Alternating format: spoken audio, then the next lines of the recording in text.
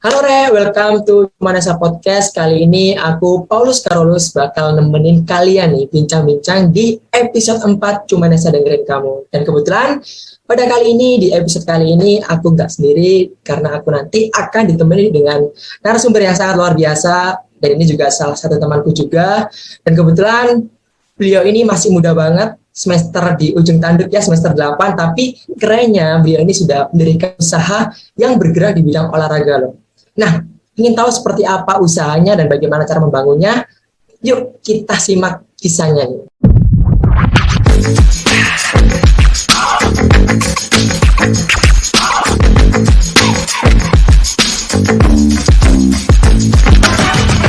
Oke, nah mungkin boleh nih Di menyapa ke semua ini ya follower Cumanasa nih Di. Wah. Oke. Hai, assalamualaikum warahmatullahi wabarakatuh. Terima kasih buat Paulus, juga buat followers-followersnya juga. Terima kasih sudah nyempatin waktunya untuk nonton kita, mendengarkan sedikit cerita perjalanan usahanya saya. Juga perkenalkan, nama saya di sini Rizky Pasali Putra, bisa dipanggil Aldi. Kadang kalau anak-anak manggil itu Mas Aldi gitu. Gitu. Oke, siap Mas Aldi. Ini kita kenal lebih dalam lagi ya Mas Aldi ya. Ini kalau boleh tahu nih Mas Aldi, ini Mas Aldi kuliah di fakultas apa nih? Fakultas Ilmu Olahraga pastinya. Ilmu olahraga, jurusan apa nih? Jurusannya kepelatihan olahraga. Kepelatihan olahraga, berarti PKO ya Mas Aldi ya berarti ya? Betul, PKO. Oke. Di UNESA pastinya dong. Pastinya di UNESA dong. Ya ini angkatan berapa nih Mas Aldi kalau boleh tahu? Kalau saya angkatan 2018, ini sudah semester tua kalau katanya. Amin ya ini ya. Semoga segera lulus ya Mas Aldi ya. Amin. Amin. Iya. Oke. Ini kalau boleh tahu nih asalnya dari mana nih Mas Aldi? Mungkin berasal dari Surabaya atau? Oh iya. Betul. Jadi perlu diketahui juga saya itu berasal dari Sumeneb Madura, tepatnya di kota Sumenebnya sendiri. Jadi saya mahasiswa bukan asli Surabaya, mahasiswa mendatang dari Kabupaten Sumeneb. Oke. Keren banget ya berarti ya. Ini dari Sumeneb datang ke Surabaya, tapi ya ini ya mungkin spill dikit ya Mas Aldi ya, tapi bisa ini ya menerapkan ilmu yang telah Mas Aldi dapatkan dia berkuliah di Sumeneb gitu ya Mas Aldi. Wah, seperti apa nanti usahanya nanti akan kita bahas ke belakang nih teman-teman. Jadi jangan sampai nih ya teman-teman nanti yang dengerin podcast kali ini live nih di awal-awal nih. Wah, sayang banget nih karena nanti pasti akan mendapatkan kisah yang sangat inspiratif banget nih dari Mas Aldi nih. Seperti itu. Oh ya, ini kalau boleh tahu nih Mas Aldi. Ini kan Mas Aldi kan berarti suka olahraga berarti ya. Nah, itu kalau boleh tahu olahraganya seperti apa Mas Aldi? Kayak mungkin apa nih cabang olahraga yang mungkin Mas Aldi geluti gitu? Betul, jadi sebelumnya saya berkuliah di UNESA juga saya menjadi atlet renang. Ceritanya seperti itu Mas Paulus. Oke. Jadi sebelum saya mendirikan usaha klub renang ini, saya sebagai atlet. Jadi saya juga aktif sebagai atlet di Kabupaten Sumeneb. Dan saya dapat tesan jalur undangan di UNESA, alhamdulillah bisa mencari ilmu di sana dan mengembangkan mendirikan usaha klub renang ini. Seperti itu. Wah, ini langsung di-spill sama Mas Aldi nih. Jadi untuk usahanya sendiri adalah mendirikan klub renang loh teman-teman. Mungkin bagi teman-teman yang khususnya mungkin yang lebih paham misalkan di bidang olahraga kan pasti susah banget ya buat kita ini bisa membuat klub teman-teman. Nah, tapi dengan usianya Mas Aldi yang sangat muda, semester 8 berarti 22 tahun ya Mas Aldi. Bener banget ya? 21? 22 ya? 21, insya Allah 21. Bulan November. Wah, keren banget loh, 21 tahun tapi bisa buat klub sendiri dan bahkan nanti kita akan menggali lebih dalam lagi nih. Seperti apa prestasinya dalam waktu yang sangat singkat dan keren banget tentunya teman-teman kayak gitu. Nah, itu berarti memang dari awalnya ini ya menjadi atlet ya Mas Aldi ya. Itu atletnya itu dari kecil atau dari SMP atau dari SMA Mas Aldi kalau boleh tahu buat. Jadi awal saya menjadi atlet itu bukan dari kecil atau TK. Melainkan saya baru belajar renang itu mulai kelas 6 SD. Kelas 6 SD? Jadi kelas 6 itu saya tidak ada angan-angan untuk menjadi atlet renang sebenarnya. Cuman pelatih saya melihat saya punya potensi di atlet, kecepatan saya sudah rata-rata menyamai atlet, jadi mau nggak mau dengan support orang tua juga saya bisa menjadi atlet dan saya bisa seperti ini sekarang. Wih, keren banget ya Mas Aldi ya. Oke, berarti ini ya dari kelas 6 ya. Ya dia berarti ya. Betul. Gini di, kan ada yang bilang gitu tuh, kalau misal kita ingin menggeluti cabang olahraga dan kalau misalnya kita ingin jadi expert ya di bidangnya, misalkan ya kalau kita bulu tangkis harus latihan dari kecil nih. Begitupun juga dengan sepak bola. Itu memang apakah berpengaruh ya, Di? Atau mungkin ada maksimal usianya gitu, Di, misalkan gitu ya. Jadi misalkan kayak paling lambat mungkin kelas 5 atau kelas 6 atau mungkin SMP gitu. Atau tergantung cabang olahraga. Jadi sebenarnya kita tidak ada batas usia sih. Selagi kita mau usaha, pasti kita bisa mencapai prestasi itu. Tapi kebanyakan memang atlet-atlet itu dididik sejak dini, dari dini terus hingga di usia emasnya dia mencapai prestasi puncaknya. Kebanyakan seperti itu. Tapi tidak menutup kemungkinan juga, walaupun dari SD, dari SMP baru belajar renang, ingin jadi atlet renang, siapa tahu memang dia punya potensi di sana, bisa menjadi atlet, itu juga bisa seperti itu. Jadi tidak ada yang katanya dari kecil jadi atlet, nggak ada. Selagi kita mau usaha, pasti kita bisa. Oke, ini keren banget ya. Selagi kita usaha, pasti kita bisa ya Mas Aldi. Jadi nggak ada yang nggak mungkin sebenarnya. Yang penting ya kita harus berusaha semaksimal mungkin ya. Nanti kalau misal hasilnya seperti apa, kita serahkan lagi ke Tuhan gitu, seperti itu. Mantap banget Mas Aldi. Berarti memang dari awalnya suka banget buat berenang, memang jadi atlet dan sekarang pun yang darinya awalnya atlet sekarang menjadi pelatih nih, bahkan pendiri klub juga nih. Itu kan keren banget itu. Nah, Di, ini ada pertanyaan bagus nih, Di. Mau tanya nih sama kamu. Untuk kemudian untuk yang namanya menjadi pelatih ya atau kita mendirikan klub ini, apakah kita harus punya background ya kayak atlet gitu, Di? Atau nggak harus gitu? Menurut kamu gimana? Kalau menurut saya sih, kalau ingin menjadi pelatih, satu harus mempunyai ilmu. Jadi mempunyai ilmu.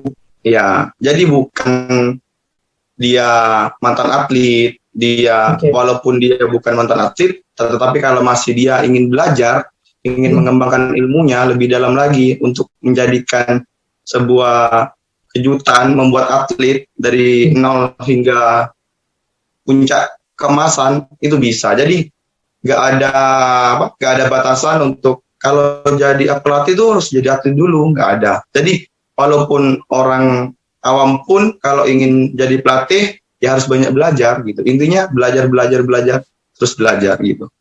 Walaupun kita sudah banyak ilmu, tetap harus belajar karena ilmunya itu berkembang, bukan ilmu tetap. Gitu Mas Paulus. Iya, ini berarti ini ya Mas Andi ya. Berarti ilmu kepelatihan ini bukan ilmu yang mungkin paten banget ya, tapi berkembang gitu karena memang harus selalu update gitu ya, Di. Berarti ya, Di. Ya, berarti harus mau terus belajar berarti ya, Di. Nah, itu kalau mungkin ini, pembelajaran ini bisa kita dapatkan dari mana gitu? Misalkan apakah hanya dari kuliah saja atau mungkin dari YouTube gitu atau mungkin dari buku-buku gitu, Di. Kalau misal untuk yang namanya memahami ilmu kepelatihan ini, Di.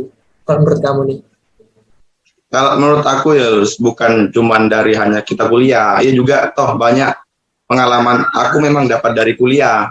Tapi ilmu itu nggak hanya didapat di kuliah, dari kita mengikuti kepelatihan, terus di YouTube juga banyak, di internet, baca-baca jurnal, juga sharing sesama pelatih.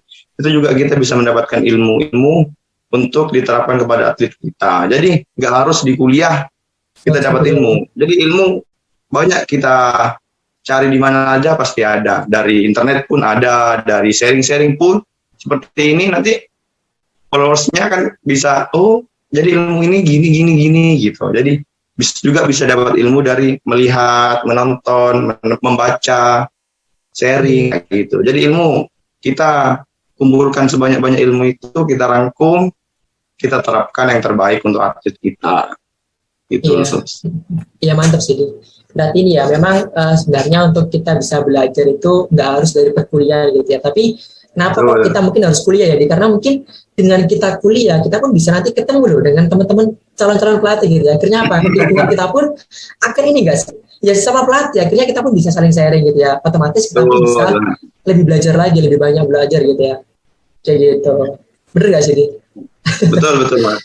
Jadi juga kita harus banyak teman juga dari kalau kita kan di kepelatihan juga banyak satu sama lain mesti sama-sama jadi pelatih kan. Jadi kita sharing-sharing walaupun beda cabur, tapi aktivitas fisiknya juga hampir-hampir sama lah gitu.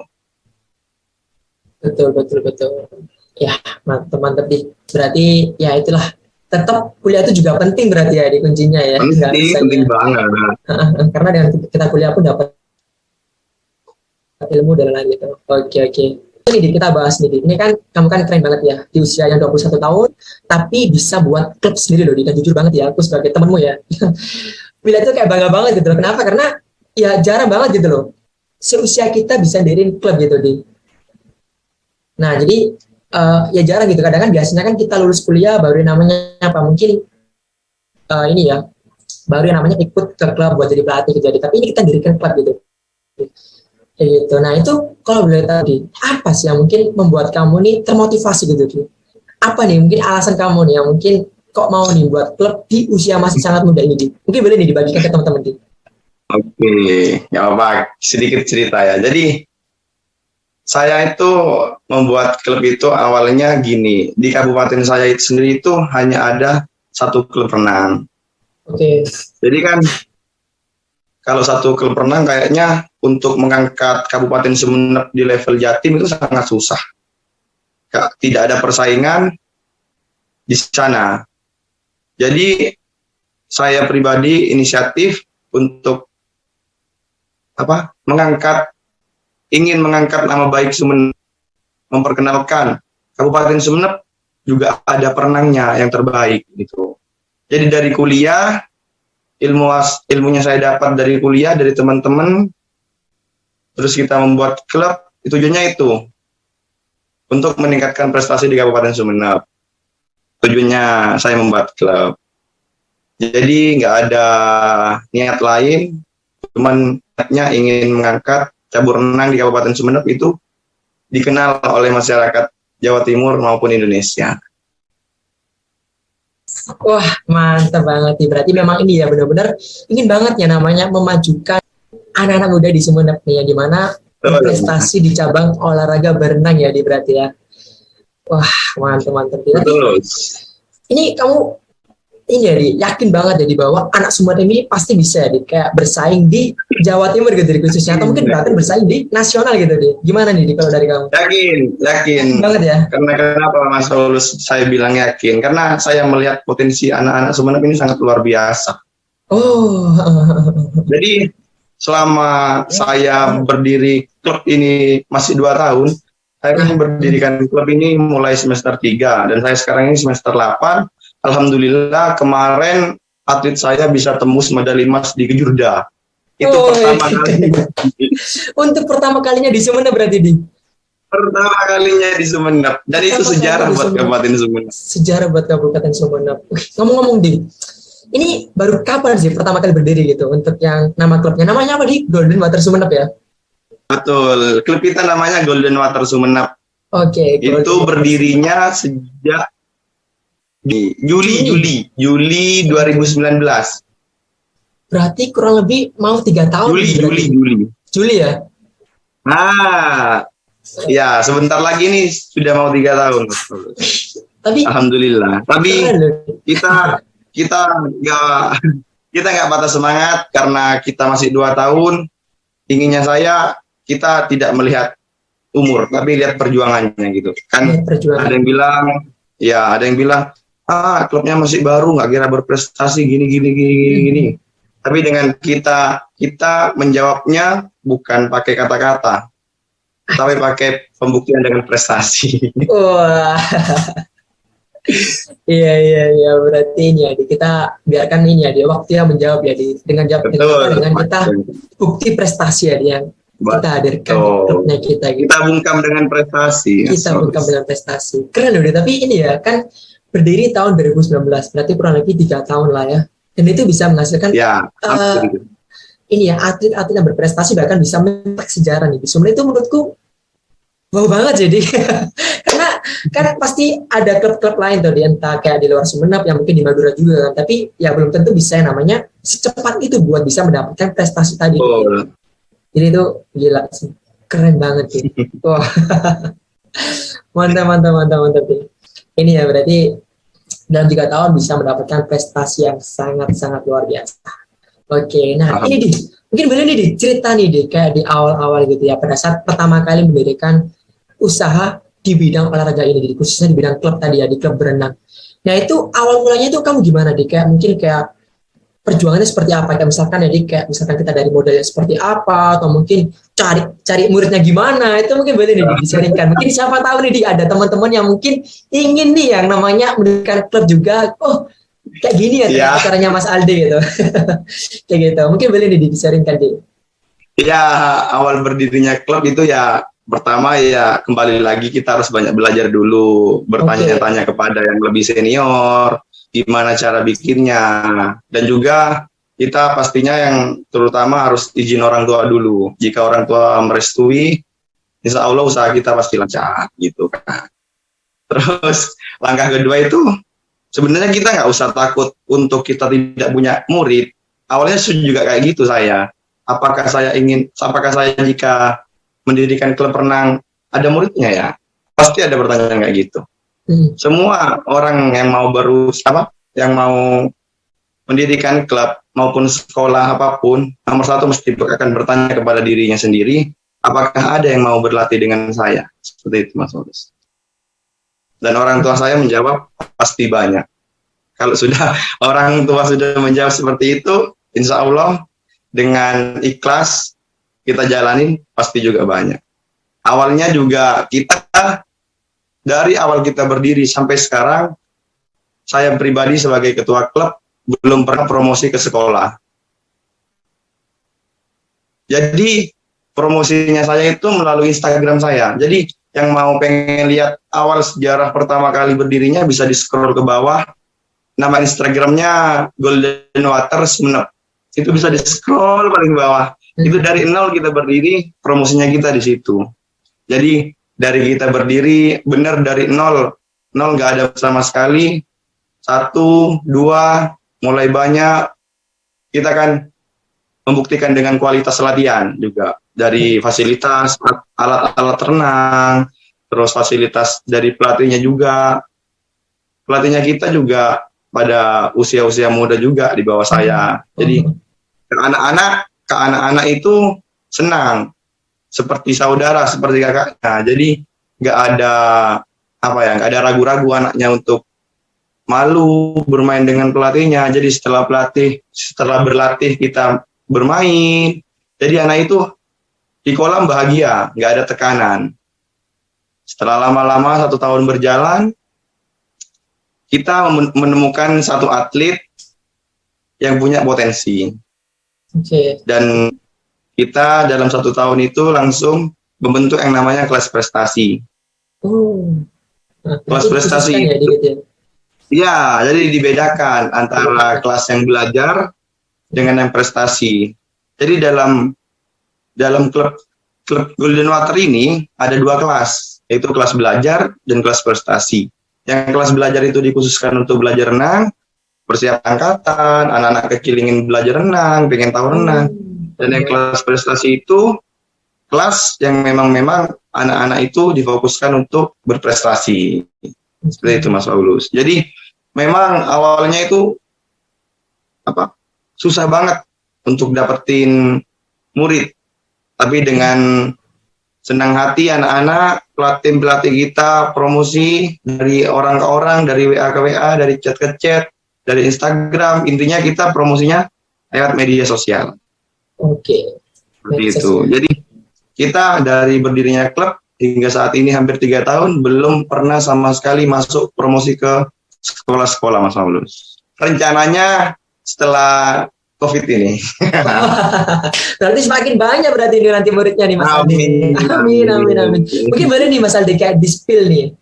kayak berapa sih yang sekarang muridnya Mas Aldi nih yang di klub, total dari yang kelas belajar sampai prestasi ini kira-kira berapa nih dalam waktu 3 tahun? Total aja ya, total ya. Total. Total. Ya kurang lebih lah 100 gitulah.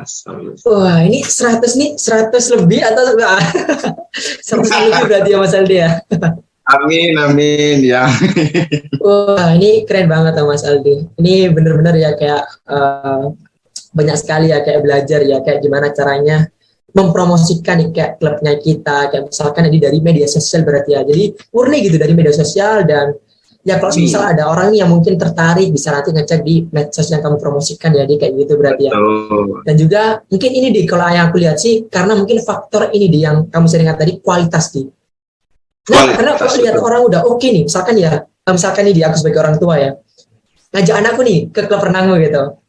Nah, aku lihat gitu, ternyata ini klub baru tapi oke banget loh dari segi latihannya gimana, fasilitasnya pun juga diberikan yang terbaik. Jadi otomatis kita sebagai, atau mungkin ini sebagai ibu-ibu ya, pasti apa cerita-cerita nih dari mulut ke mulut gitu, sehingga apa? Ini loh, daripada anakmu bingung nggak ngapa-ngapain, ini aja lesson renang gitu. Jadi ya semakin banyak gitu deh. Nah, karena apa? Karena kalau kualitasnya kita oke, otomatis itu pun bisa menandakan yang namanya apa? Mendatangkan yang namanya itu tadi di murid-muridnya kita gitu. Kenapa? Karena di klubmu tadi punya value-nya ya, dia bener banget. Punya nilai yang mungkin bisa diberikan kepada anak-anak Sumeneb lah. Anak-anak. Gila. Betul, Mas. Keren. Jadi orang tua kan nggak menutup nggak menutup mata juga kan. Walaupun kita masih usia muda, tapi kualitas kita juga muda. Oke. Gitu. Berarti ini ya waktunya anak muda yang ini ya berkarya ya Dewa. Anak muda dulu yang berkarya. Anak muda yang tua lewat.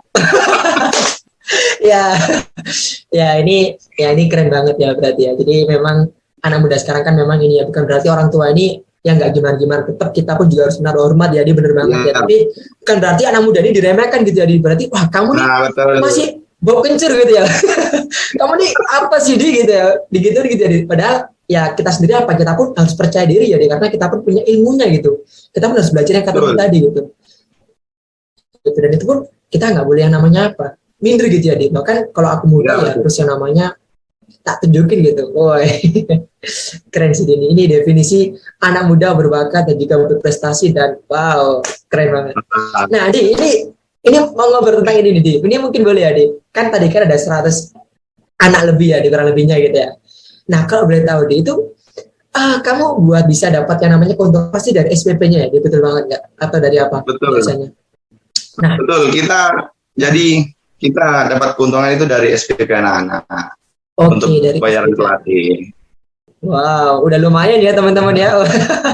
Bayangkan loh, ini 22 tahun punya klub sendiri dengan omset sebesar itu, pendapatan sebesar itu. Ini Mas Aldi ini udah punya pacar atau belum nih? Wah. Ini siapa tahu nih Mas, kalau belum nanti wah langsung bisa tertarik nih. Ini apa sih Instagramnya Mas Aldi nih? Langsung mau kontak kita. Sudah. Ternyata udah punya ternyata ya teman-teman. Jadi nggak bisa nih gitu. Undangan aja. Wah, siap Mas. Ini tinggal nunggu undangan aja ya berarti ya. Oke. Ini ngomong-ngomong keren banget loh ya. Jadi nanti lulus pun pasti nanti full time lebih fokus lagi ya pastinya ya nanti ke iya pasti dong. Oke, mantap sih Di. Ngomong-ngomong nih Di, bicara soal ini ya tentang mendirikan klub, pasti kan nggak semulus yang dibayangkan orang-orang, bener gak sih? Dari awalnya buka atau mungkin pas di pertengahan nanti. Nah, kalau dari kamu nih Di, ada nggak sih Kak problem-problem atau mungkin hambatan-hambatan yang di tengah-tengah ini? Mungkin ya boleh nih kayak diseringkan gitu Di. Kayak apa sih hambatan-hambatan yang mungkin pastilah namanya usaha itu pasti ada pasang surutnya. Oke. Seperti contohnya aja kita pandemi, semua kolam tutup, anak-anak off latihan dan SPP juga off gitu juga. Jadi seperti pandemi kemarin sampai 3 bulan kita off, nggak ngapa-ngapain di rumah aja. Ya itu sebagian dari yang namanya pasang surutnya klub usaha gitu.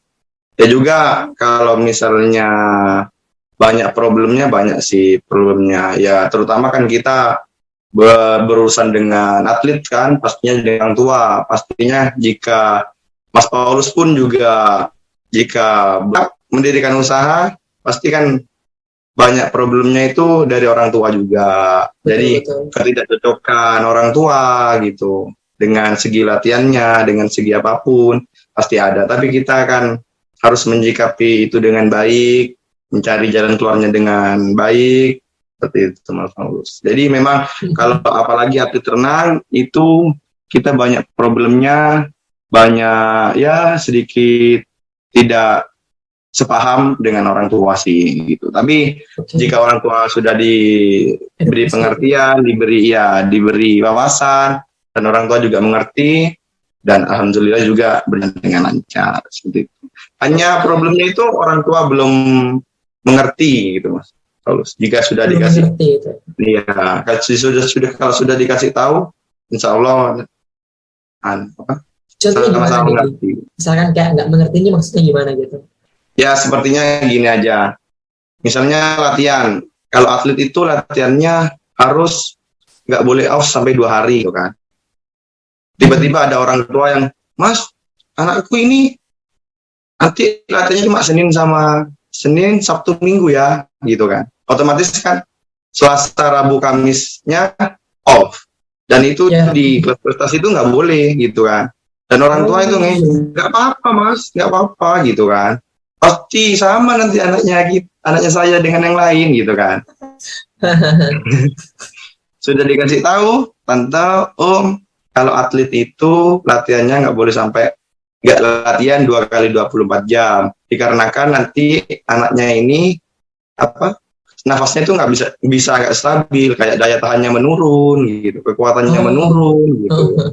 Jadi setelah dikasih tahu, oh ya Mas, kalau misalnya 2 kali 24 jam nggak latihan, daya tahan bisa menurun ya Mas, kekuatannya bisa menurun ya Mas. Jadi iya tante, oh iya anak saya nanti mau tak darikan jadwal yang nggak sampai 2 kali 24 jam latihan gitu kan. Jadi orang tua harus diberi pemahaman lagi yang lebih detail gitu. Oke, siap di. Ya problem-problem yang lain itulah contoh kecilnya aja sih. Ya itulah ya teman-teman. Jadi ya ketika kita mendirikan sebuah usaha apapun, jadi nggak hanya di klub renang aja lah, bahkan di usaha apapun, pasti ada namanya hambatan ya. Bener banget kan. Tinggal gimana caranya kita nih mau nih untuk yang namanya mencari solusi. Karena gini teman-teman, ini mau serius sebentar ya. Ada rumusan hidup gitu ya, bahwa event ini apa, kejadian gitu ya, eksternal gitu, plus namanya apa, respon sama dengan outcome. Maksudnya apa? Jadi kalau misalnya kita mengalami namanya kejadian yang negatif, contoh kayak tadi Mas Aldi, ini ya Mas, pandemi gitu ya. Nah ini kan kita kan nggak bisa ngontrol, betul banget nggak sih? Nah kita bisa ngontrolnya kemana? Ke dirinya kita, responnya kita. Nah kalau kitanya mungkin hanya ya pasrah aja, otomatis usaha kita bisa jatuh ya Mas Aldi, bener banget kan? Betul. Jadi kita pun harus meresponnya dengan positif, sehingga kita pun bisa mendapatkan hasil yang positif. Wah, mantap banget Mas Aldi. Tapi keren banget sih Mas. Jadi tetap harus kayak dicari ya solusinya apa buat memecahkan hambatan-hambatan itu tadi gitu ya. Ya contohnya kayak tadi yang di orang tua dan lain. Kayak gitu. Keren banget Mas. Nah ini kita lanjut lagi nih Mas ke ini ya, ke beberapa topik selanjutnya nih. Nah ini kan Mas Aldi kan di bidang olahraga, betul banget ya berarti ya Mas Aldi ya. Di bidang olahraga nih Di. Nah mau tanya nih Di, untuk tren usaha ke depan nanti nih, khususnya di bidang olahraga itu kira-kira menurut kamu nih oke nggak sih? Wah sangat oke dong. Sangat oke ya. Tapi ini Di, kan lihat juga kan ini ya, kayak Raffi Ahmad pun bahkan sampai beli klub sepak bola, Atta Halilintar, Prilly. Nah itu kalau dari kamu gimana Di? Oke nggak sih kayak peluangnya? Oke banget sih. Ini sebenarnya kita kalau orang-orang belum tahu sih istimewanya olahraga ini sangat istimewa sekali, apalagi kita dibuat bisnis. Sebenarnya banyak Mas Paulus, bukan hanya kita bisnis di klub. Kalau kita pintar buat event organizer, wah itu juga sangat bagus. Jadi memang olahraga ini kalau kita pintar-pintar dan kita mau belajar di dalamnya itu pasti luar biasa. Pesat pasti. Wah, berarti ini ya potensinya gede banget berarti ya Mas Aldi ya. Potensinya sangat besar ya di olahraga ini. Wah, dan itu nggak hanya di bidang kayak klubnya aja gitu ya, tapi di bidang yang justru kayak Betul. EO-nya gitu itu malah gede banget ya. Iya ya, kalau kita buat lomba gitu kan dapatnya kan juga lumayan gitu ya. Lumayan, ya betul. Oke, oke. Mungkin kalau dari kamu sendiri nih, Di, eh, ini ya, apakah nanti hanya berfokus di klub aja atau mungkin nanti nyoba-nyoba yang lainnya juga nih? Mungkin kayak misalkan di luar klub renang atau mungkin pengen buat yang lainnya lagi gitu, Di, agar bisa namanya mendapatkan ya cuan dari lainnya gitu lah, di ibaratnya kayak gitu lah. Wah. Iya, untuk sementara ini masih belum ada Mas Paulus. Hanya saya sendiri sebagai head coach masih fokus untuk prestasinya anak-anak. Kemungkinan nanti, belum tahu nanti ketika saya sudah berkeluarga atau sudah lulus, mungkin ada rezeki lain, usaha lain. Insya Allah kita jalanin terus. Untuk saat ini kita masih fokus dengan prestasinya anak. Oke, Gitu. berarti ini ya kembali lagi ke alasan utama yaitu fokus untuk ke anak-anak Sumeneb agar bisa gitu loh, Bapak. Sumeneb itu pasti bisa. Betul. Nah, Ini cita-cita yang itu sangat mulia banget. dulu. Oh ya, Di, ngomong-ngomong bicara soal tren bisnis olahraga di ke depan nanti ya, itu kalau menurutmu nih, Di, buat teman-teman nih khususnya yang mungkin kuliah di jurusan olahraga gitu ya, Di, entah di PKO, PNOT atau IKOR atau mungkin teman-teman yang lainnya nih pengen nyoba terjun di bisnis olahraga. Nah, itu apa sih yang harus kayak dipersiapkan gitu ya, agar bisa yang namanya bisa mendapatkan peluang tersebut di bidang olahraga. Kalau menurut kamu? Ya, pertama nomor satu itu punya tujuan dulu, Mas. Jadi kita juga kuliah di kepelatihan itu kan namanya juga, kalau saya ya kuliah kepelatihan itu kita kan nanti keluarnya jadi pelatih. Masa kita mau jadi pengikut orang terus seperti itu. Jadi kita harus punya pikiran ke depan. Jadi untuk adik-adik yang sedang kuliah juga, walaupun bukan jurusan kepelatihan maupun jurusan lain, lihat kita ada peluang di mana. Kita coba masukin aja, nggak apa-apa. Siapa tahu rezekinya kalian semua bisa berkembang pesat juga mendapatkan cuan gitu kan. Jadi jangan kita masih menunggu. Biar nanti kalau lulus nanti aku bikin gini gitu kan. Jadi selagi kita masih bisa mengatur waktu, apalagi kita kuliah, bisa, ini kita bisa luangkan waktu dikit untuk membuat ini, membuat itu gitu kan. Membuat perubahan, membuat seperti kayak buat klub lah kecil-kecilan, siapa tahu nanti jadi besar gitu kan. Paulus. Jadi semua mahasiswa berkesempatan sama kok seperti saya. Amin. Keren banget nih, berarti ini ya bahwa semua orang pasti bisa ya, ditinggal tujuannya apa gitu ya, dan harus berani nih untuk mengambil peluang tersebut. Nggak harus namanya harus nunggu kayak gini dulu nih atau mungkin nunggu lulus dulu, enggak, tapi coba dulu aja berarti ya, berarti coba. Oke, itu bener banget sih. Jadi kita pun harus berani untuk yang namanya mencoba nih, teman-teman semuanya. Seperti itu ya. Oke, nah ngomong-ngomong nih, Di, ini kita udah gak kerasa ya ngobrol-ngobrolnya, seru banget nih, Di. Nah, ini karena terbatasnya waktu nih, Di. Tapi ini jujur keren banget sih, Di, kayak apa yang kamu sharingkan gitu ya. Nah, mungkin boleh nih, Di, kayak sharing gitu ya. Mungkin apa sih yang mungkin ingin kamu sampaikan ke teman-teman yang ada di Indonesia nih, Di? Mungkin apa nih yang mungkin teman-teman harus lakukan gitu, Di? Untuk teman-teman di UNESA, walaupun bukan jurusan olahraga, semua yang ada di UNESA ini, nomor satu, jangan menunggu. Jemput bola, kalau katanya istilahnya orang-orang, jemput bola. Jadi kita jangan menunggu. Nanti kita nunggu lulus, kita mau action gini. Jangan nunggu lulus. Kalau selagi kamu ada waktu, ada luang, ada potensi di situ, coba aja. Kalau itu pun gagal, coba lagi. Kalaupun itu berhasil, ya alhamdulillah. Jadi jangan menunggu, istilahnya gitu. Apapun itu jangan menunggu. Jemput bola seperti itu. Walaupun itu hal kecil pun jemput gitu. Jangan menunggu hal besar baru kita jemput. Karena semua kita mulai dari kecil lalu ke besar. Seperti itu aja sih. Wah, ini benar-benar keren banget ya. Jadi buat teman semuanya nih ya, jadi jangan sampai kita ini nunggu hal besar dulu baru kita melakukan, jadi tapi justru malah itu bisa dimulai dari hal-hal yang kecil gitu ya. Keren banget. Iya. Jadi, Dari hal yang kecil jangan dulu. kita menunggu lagi, langsung nih Di. Ini ngomong-ngomong nih Di, ini ada, itu bener banget sih yang kamu katakan Di. Karena ini ya Di, karena kalau yang aku lihat Di, kalau semisal ya Di, kita hidup di dunia ini kan, ini ya misalkan aku analogikan di olahraga berenang. Kalau semisal kita startnya gitu ya Di, kita loncat dulu tanpa belum 3-2 kita loncat, itu pasti didis, bener-bener banget gak sih Di? Betul. Nah didis ya, tapi kalau di dunia ini Di, kalau kita mau yang namanya nggak menunggu, kita curi start ya Di, siapa yang mau ngedis? Nggak ada kan Di? Bener banget nggak sih? Nah itu sama dengan kita ini gak sih, yang dimana kalau misalnya kita mau untuk yang namanya berani mengambil peluang yang ada dari usia yang mungkin sangat muda sekali, justru itu adalah salah satu kelebihan yang kita miliki ya. Kita pun bisa rasakan yang mungkin namanya kegagalan terlebih dahulu. It's okay gitu, nggak apa-apa gitu, karena pasti dapat pengalaman ya, dia bener banget gak sih? Betul. Kayak gitu, jadi wah gila, ini keren banget sih Di, apa yang kamu sampaikan, kayak jangan menunggu dan ayo kita ambil peluang-peluang yang ada. Wah, mantap banget nih. Mungkin di terakhir di ini apa sih di harapan kamu buat kayak di klubmu nanti gitu ya, buat kedepannya nanti gitu. Kira-kira ingin yang seperti apa lagi nih? Atau mungkin buat dirimu juga gitu nih. Boleh nih sharingkan. Ya harapannya buat klubku ya nomor 1 ya pastinya harus sukses terus, kompak terus, jaya terus gitu kan.